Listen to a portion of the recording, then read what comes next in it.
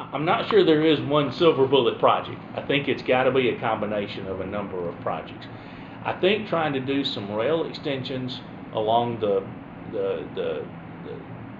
I-85 corridor is a key part of what we need to be doing to get ready for the future. As Bruce alluded to earlier, we've got a lot of the international community who's here. We were beginning to see the board, through the adoption of the Unified Plan, agreed to allow some density in some areas. That density will support these rail lines and transit systems. So again, I think that's a key element. But we can't lose sight of the fact that we just can't put all our eggs in one basket.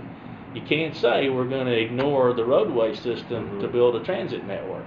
Just like you can't say we're going to ignore the transit network to build just a road system. You know, it's a combination of things, because what we're really all about in transportation is mobility. And mobility is helping people and goods get from one place to another.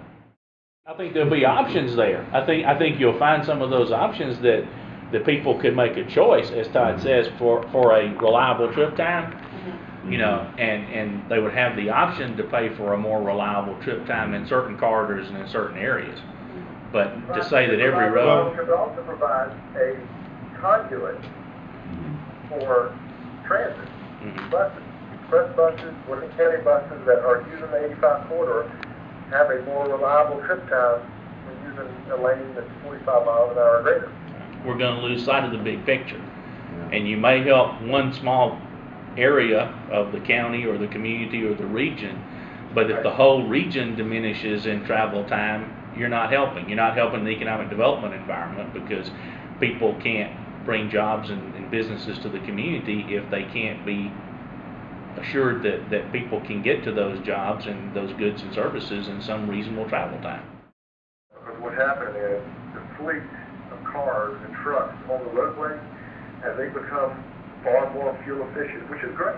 I want to drive cars more fuel efficient.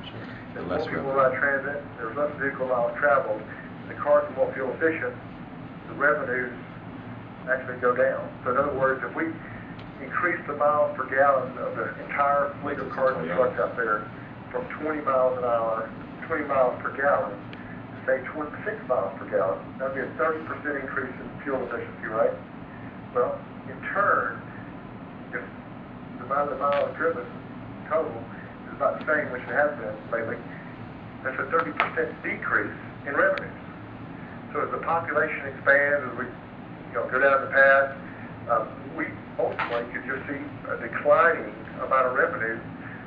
Inflation goes up, we're declining our revenue. That just doesn't make it all. And the level of investment that we're putting in transportation in the state of Georgia continues to diminish. And maybe now we're second lowest in the country, although that's we're probably rapidly becoming the lowest in the country. And you know, that's not a sustainable situation to continue to invest less per capita in the transportation system than we have invested in years past. Because what happens is, obviously, you lose the mobility track.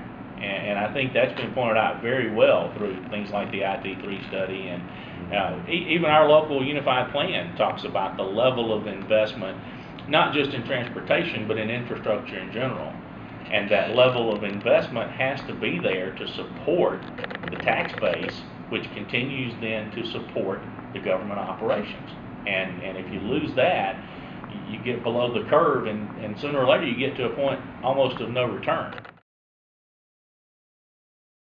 I think that cars will still dominate in 10 years. Let's not fool ourselves.